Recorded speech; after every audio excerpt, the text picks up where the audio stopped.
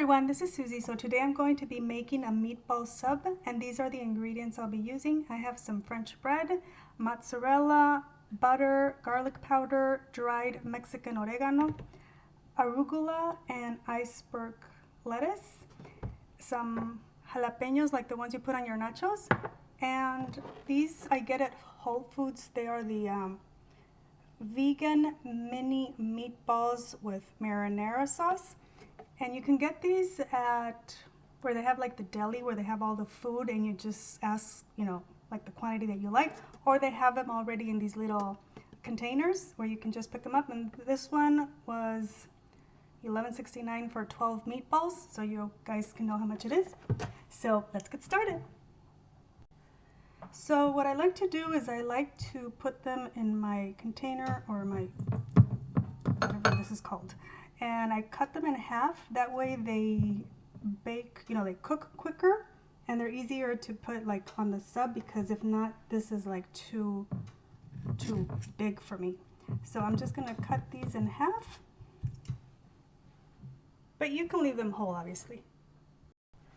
So here you have them, and now I'm gonna put them in the oven, and you can bake them at either 350 or up to 400, and just put them in until they warm up because they're already cooked and everything, okay? So now I'm going to put a little bit of the butter on both sides, and this is to your taste as much as you like. So now that I added the butter, I'm going to add a little bit of the garlic powder, and this is just according to your taste. And also some dried Mexican oregano.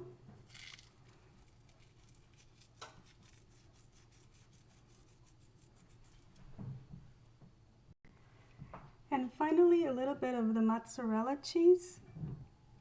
I like this Violife one, but I also tried the Whole Foods brand, the 365 mozzarella, and honestly I think that is the best one that I've tried so far.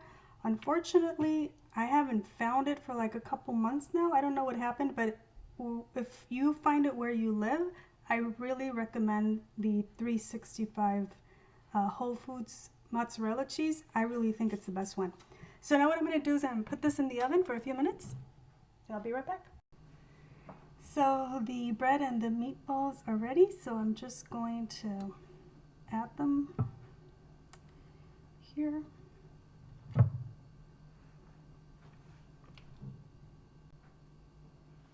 Okay, now I'm going to add the jalapeños, and obviously this is optional.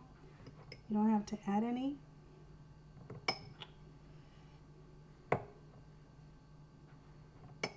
Oh my goodness! This is looking good. And now some lettuce. And some arugula. Oh, I really love the flavor it gives it on this sandwich, the arugula. Oh my goodness. It's so good.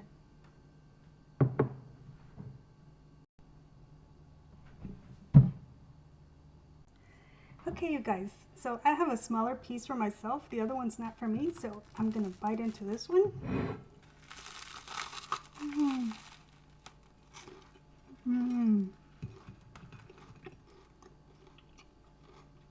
Oh yeah, baby. This is good.